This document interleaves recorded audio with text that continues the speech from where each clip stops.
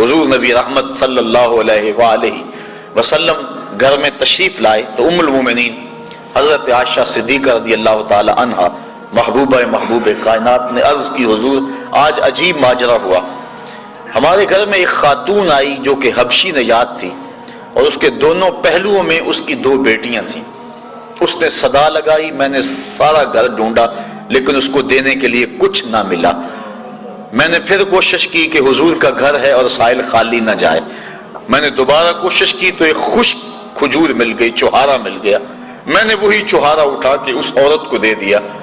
سخت بھوک لگی ہوئی تھی، اس کا پیٹ کمر سے لگا ہوا تھا، لیکن اس نے اس کھجور کو 2 حصوں میں تقسیم کیا اور ایک اس بیٹی کے منہ میں ڈال دیا اور ایک ٹکڑا اس بیٹی کے منہ میں ڈال دیا۔ خود بھی بھوکی تھی لیکن اس نے خود نہیں کھایا۔ یہ کہتے کہتے ام المومنین آبدیدہ ہو گئیں کہ حضور وہ خود بھی بھوکی تھی لیکن اس نے یہ بیٹیوں کو دیا۔ تو آقا کریم فرمایا عائشہ کل قیامت کے دن گناہوں کے سبب سے یہ خاتون اگر جہنم کا ایندھن بننے لگی تو یہ بیٹیاں درمیان میں آڑ بن کے کھڑی ہو جائیں گی۔ اے اللہ ہم اپنی ماں کو جہنم میں نہیں جانے دیں گی اور اللہ ان کی سفارش مان کے ان کی ماں کو جنت عطا فرما دے گا۔ اور حدیث میں آتا ہے امرأہ مردودہ وہ عورت جس کے خامد نے اس کو طلاق دے دی، بدصورتی کی وجہ سے، غربت کی وجہ سے، جہیز کم لانے کی وجہ سے یا کسی سبب سے اس کو طلاق دے دی۔ اب معاشرے میں اسے کوئی قبول نہیں کرتا، ساری زندگی اس نے اپنے باپ کے دروازے پہ بیٹھ کے گزار دی۔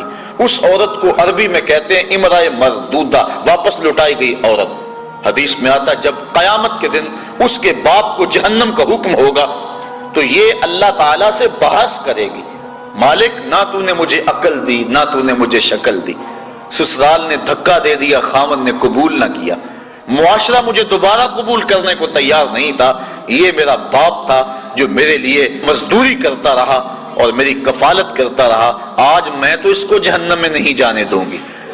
وہ رابعہ بصریہ نہیں، عام سی عورت، لیکن قیامت کے دن اللہ اس کے باپ کو اس کی سفارش مان کے جنت کی راہیں عطا فرما دے گا۔ تو وہ بیٹی جو ماں باپ کے لیے باعث ننگوار تھی، اللہ کے محبوب صلی اللہ علیہ وآلہ وسلم نے اس مرتبے پہ بیٹی کو بٹھایا کہ ماں باپ کے لیے جنت کے دخول کی بشارت بن گئی اور جنت میں داخل ہونے کا ذریعہ بن گئی۔ آپ تاریخ عرب پڑھیں، جس طرح وہ سکی بیٹی کو قتل کر دیتے تھے وہ سکی ہمشیرہ کو بھی قتل کر دیتے تھے۔ میں نے اس پر دیکھا مختلف کتب سیر میں کہ یہ بیٹیوں کے قتل کا رواج کیوں پیدا ہوا، اس کے بارے میں مختلف آراء مختلف لوگوں نے بیان کی ہیں۔ ایک رائے یہ بھی کہ چونکہ جو عرب کے شاعر تھے وہ بڑی فوج شاعری کرتے تھے اور اگر کسی کی بہن بیٹی خوبصورت ہوتی تو اس کے اعضاء کا تذکرہ کر کر کے اپنے شعروں کو سجاتے، تو بعض قبائل نے اس حوالے سے دختر کشی کا سلسلہ شروع کیا جو معاشرے کے اندر مقبول ہو گیا، حتیٰ کہ بعض قبائل میں 100% اور بعض قبائل میں وہ جزوی طور پہ دختر کشی کا رواج موجود تھا۔ محبوب علیہ السلام نے آ کے اس رواج کو ختم کیا۔ تو جس طرح وہ بیٹی کو قتل کرتے تھے وہی سبب بہن کے قتل کا تھا کہ کل اس کی شادی ہو اور کوئی ہمارا بہنوئی کہلائے تو وہ بہن کو بھی قتل کر دیتے تھے۔ سکا بھائی اپنی بہن کو اپنے ہاتھوں سے ذبح کر دیتا، اور جب باپ بیٹی کو زندہ درگور کرنے کے لیے جاتا تو بسا اوقات بھائی بھی ساتھ ہوتا اور باپ بیٹا مل کر اپنی بیٹی اور بہن کو زندہ درگور کرتے۔ اب اللہ کے محبوب علیہ السلام نے جہاں بیٹی کو وقار دیا، بیٹی کو توقیر دی، وہاں بہن کو بھی عزت دی۔ قرآن مجید نے حضرت موسیٰ علیہ السلام کی ہمشیرہ کا تذکرہ کتنی محبت سے کیا کہ جب ان کی والدہ یوحانس نے حضرت موسیٰ علیہ السلام کو دریائے نیل کی موجوں کے سپرد کر دیا اور پانی کے دوش کے اوپر وہ صندوق جا رہا ہے اور حضرت موسیٰ علیہ السلام کی ہمشیرہ پانی کے کنارے کنارے چلتی ہیں، دریائے نیل کے کنارے کنارے اس صندوق پر نظر رکھے ہوئے آگے بڑھتی ہیں، اور جو ہی صندوق ڈوبنے لگتا ہے بہن کا کلیجہ بھی ڈوب جاتا ہے، اور جب وہ تیر کے سطح آب پہ آتا ہے تو بہن کے دل کو ایک گنا تسکین ہوتی ہے۔ حضور کی آپ جانتے ہیں حقیقی بہن حقیقی بھائی کوئی نہیں، در یتیم ہے۔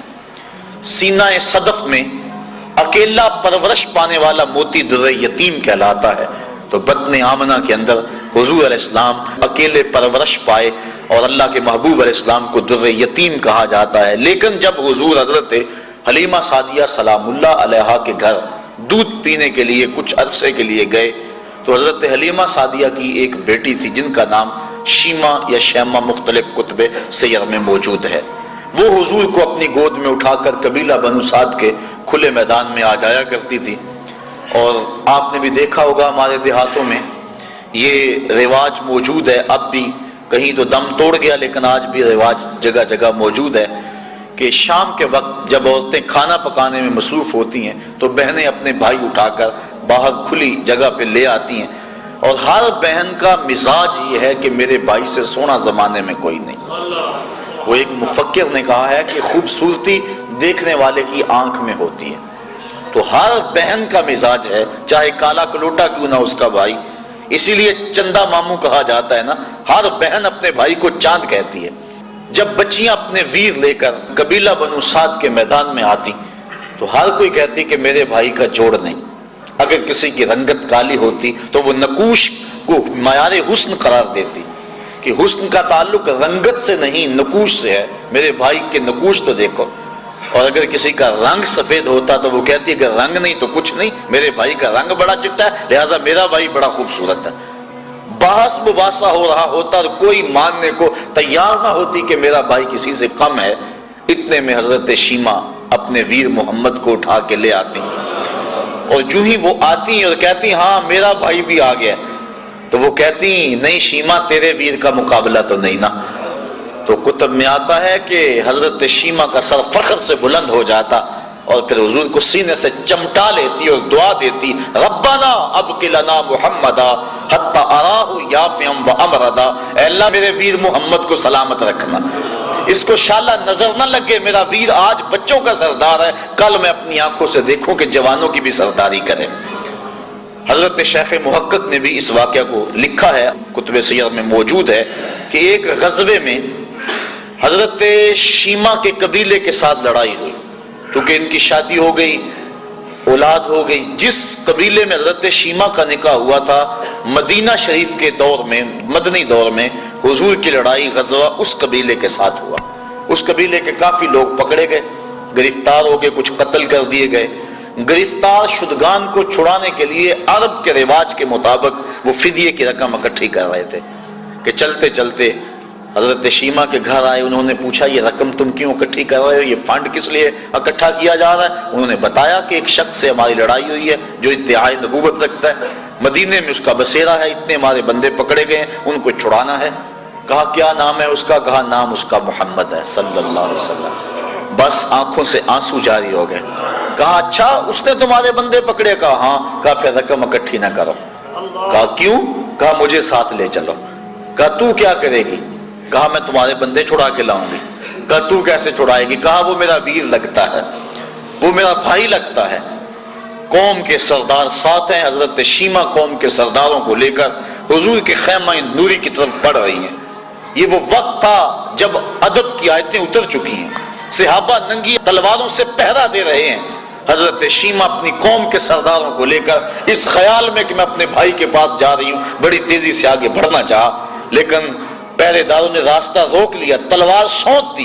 رک جائے دیہاتی عورت، جانتی نہیں آگے کوچہ رسول ہے، آگے تو بغیر اذن کے جبریل بھی نہیں جا سکتے، تم کون ہو؟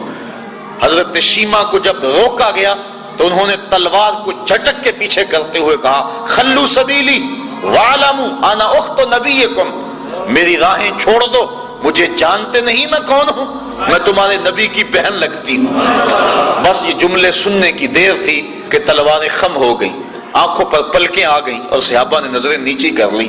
حضور علیہ السلام کی ہمشیرہ حضور کے خیمہ نوری میں داخل ہوئی. آقا کریم نے جب دیکھا تو اٹھ کے استقبال کیا اور پوچھا بہن کدھر آئی ہو؟ عرض کی حضور آپ کے بندوں نے ہمارے لوگ پکڑ لیے ہیں، چھڑانے آئی ہوں. آقا فرمایا بہن تو نے زحمت کیوں گوارا کی، تو پیغام بھیج دیتی میں سارے چھوڑ دیتا. پھر حضور نے کچھ گھوڑے، چند جوڑے اور بہت سارا ساز و سامان دیا. جب بھائیوں کے دروازے پر بہن آئے تو بھائی خالی تو نہیں موڑا کرتے، اور پھر حضور رخصت کرنے کے لیے خود خیمہ پاک سے باہر آئے. صحابہ کی جماعت منتظر تھی. فرمایا صحابہ جب میں قیدی چھوڑا کرتا ہوں تم سے مشاورت کیا کرتا ہوں، آج پہلا موقع ہے میں نے مشورہ بھی نہیں کیا اور قیدی بھی چھوڑ دیے. کہا بندہ نواز جو چاہیں آپ کریں لیکن ارشاد تو کر دیں کہ آپ نے آج مشورہ ضروری کیوں نہیں سمجھا؟ فرمایا آج میرے دروازے پہ میری بہن آ گئی تھی، تو دنیا کے سامنے عملاً بہن کے وقار کو رکھا۔ جس معاشرے میں بیٹی کی توقیر نہیں تو اس معاشرے کو بیٹی کی توقیر سکھائی، بہن کی آبرو نہیں تھی، عملاً بہن کی آبرو لوگوں کے سامنے رکھی۔